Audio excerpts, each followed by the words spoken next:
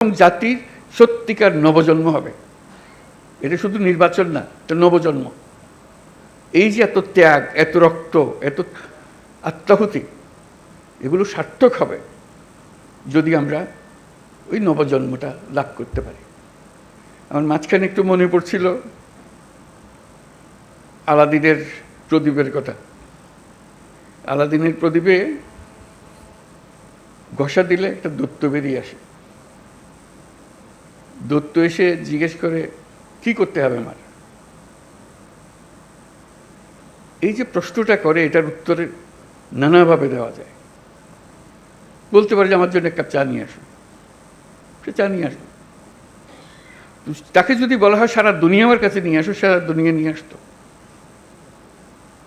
এখন ছাত্র জনতা অভ্যুত্থানের মাধ্যমে সেই দৈত্য সৃষ্টি করে দিয়েছে আমাদেরকে।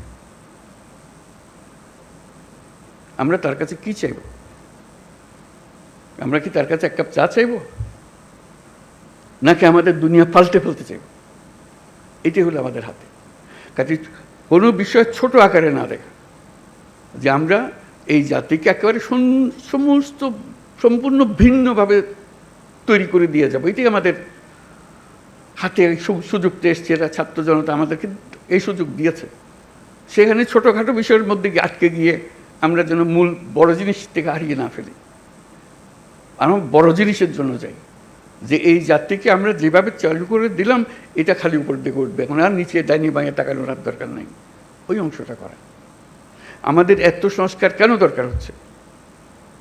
দরকার হচ্ছে সব পথঘাট বন্ধ করা, স্বৈরাচার আর কোনো দিক থেকে যেন বাইরে আসতে না পারে আমাদের। এইটি আর কিচ্ছু না, বাকিটা আমরা জানি।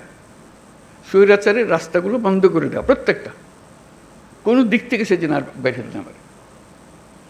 তো সেই স্বৈরাচারকে বন্ধ করতে হলে আমাদেরকে সব একমত হয়ে এটা করতে হবে। দ্বিমতের কোনো জায়গা এখানে নাই। আমরা অনেক কথা বলতে পারি, কিন্তু দ্বিমত করে সমাপ্ত করতে পারবো না। আমার একান্ত আবেদন, যখনই আপনারা এই সনদ করবেন, কোলাকুলি করে যে হ্যাঁ আমরা একমত হয়ে গেছি, তাহলে নির্বাচন ইত্যাদি সব সার্থক হবে। যতই আমরা ওই নোকটা দিয়ে দিয়ে যাই, এখানে এ করবো, এই দিয়ে দিতে পারি, আমাদের মনের আশা ব্যক্ত করতে পারি, কিন্তু যেই মহান ঐক্য আমাদের দরকার, যেহেতু ওই আলাদিনের দৈত্য আমাদের সামনে আছে, তার হুকুম দেওয়ার আমার সুযোগ আছে। এই আমি চাই, কি চাই সেটা ঠিক করি, কিভাবে করবে দৈত্য ঠিক করে দেবে, কোনো অসুবিধা নেই। আমরা এই চাই, এই চাইয়ে তখন আমরা এক্সপার্টকে বলবো যে এই চাই, কাজে আমাদেরকে এইভাবে করে দাও, তাহলে আমরা সেভাবে অগ্রসর হতে পারি। শুধু আপনাদের কাছে শুধু আবেদন, আপনারা একটা অনন্য দৃষ্টান্ত স্থাপন করেছেন, কিন্তু বিন্দুমাত্র সন্দেহ নেই। যখন ঐক্যমত্য কমিশন গঠন করলাম, আলী রিয়াজকে বললাম, উনিও জানেন না এটা কী জিনিস, সদস্যরাও জানেন না এটা কী জিনিস, আমরা চেষ্টা করে দেখি, সবাই মিলে দেখি, ইট ক্লিকড, আপনারা গ্রহণ করেছেন। এটি হলো মস্ত বড় অর্জন। এই অর্জন করতে পেরেছেন বলে আজকেও সবাই মিলে বসছি। তারপর বলছে যে আমি যাবার পরও আপনারা বসে থাকবেন, আপনাদের আলোচনা চলতে থাকবে। কি পরিমাণ ধৈর্য প্রয়োজন হয় এই কি আলোচনা বলতে থাকা, করতে থাকা, যেহেতু আমাদের ওই লক্ষ্যটা আছে। ওই দৈত্যকে আমরা সবচেয়ে বড় কাজটা দেব, যেটা আর কেউ কোনোদিন চাইবারও সুযোগ পাবে না, এই দৈত্য কোনোদিন পাবে না। একবারই পাচ্ছি আমরা এই দৈত্য। এই দৈত্যকে আমাদের মনের সমস্ত আশা তার ঘাটে দিয়ে দেবো, যে এটি আমাদের পূরণ করে দাও। সেই জিনিসের দিকে আমরা যেতে চাই। আজকে এই পর্বের সমাপ্তি হলো। তারপরে এখান থেকে আমাদেরকে নির্বাচন পর্যন্ত কীভাবে নিয়ে যাবেন, যাতে এই উৎসবের মধ্যেই নির্বাচনটা হয়ে যাবে, ভেতরে কোনো রকমের দুশ্চিন্তা রেখে যেন আমাদেরকে নির্বাচনে ঢুকতে না হয়।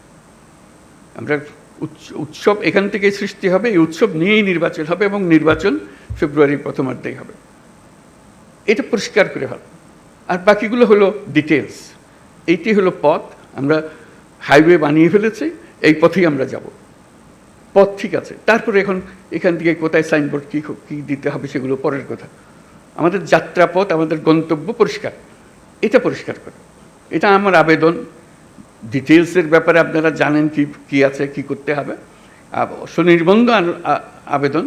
এটা শুধু আমার একার আবেদন না, সারা দেশবাসীর আবেদন। সবাই চায়, সবাই এটার থেকে মুক্ত হতে চায়। যেই সব জিনিস হয়ে গেছে তার থেকে মুক্ত হতে চায়। সমস্ত পথঘাট বন্ধ করতে চায়, যাতে কোনো জায়গা দিয়ে কেউ কোনো দিক ঢুকতে না পারে, প্রবেশ করার কোনো সুযোগ না পায়। এই আমাদের যে একটা, আমরা এই এখান থেকে ফেব্রুয়ারি পর্যন্ত যদি এই কাজটা করে ফেলতে পারি, তাহলে আমাদের দেশ যেরকম নিশ্চিন্ত হবে এবং পৃথিবীর অন্যান্য দেশও আমাদেরকে লক্ষ্য করবে, শিখতে আসবে যে আমরা কীভাবে এটা করলাম, কী জিনিস আমরা এর মধ্যে দিয়েছি। আপনারা হয়তো এখনও হয়তো আমরা সবাই বুঝতেছি না এই ঐক্যমত্য কমিশন আমাদেরকে কি দিয়েছে, কি পেয়েছি। 1 বছর পরে যখন এদিকে ফিরিয়ে দেখবেন তখন বুঝতে পারবেন কি মহাকাণ্ড আপনারা করেছেন। 2 বছর 10 বছর পরে যখন অন্যরা দেখবে, তারা অবাক বিস্ময়ে তাকাবে কি কাণ্ডটা আপনারা করেছেন। কাছে এটা যেন নিখুঁত হয়, নির্দোষ হয়, যে এমনভাবে আমরা করব যে এটার থেকে একটা নতুন জাতির জন্মগ্রহণ করলো। আপনারা জন্মগ্রহণের এই সূতিকাগারটা তৈরি করে দিলেন, এখন সে তরতর করে এগিয়ে যেতে থাকবে। সেই আবেদন আপনাদের কাছে। এই পর্যন্ত যেটুকু করেছেন এটা ইতিহাসের একটা স্মরণীয় অধ্যায় রচনা করেছেন, সেই অধ্যায় থাকলো।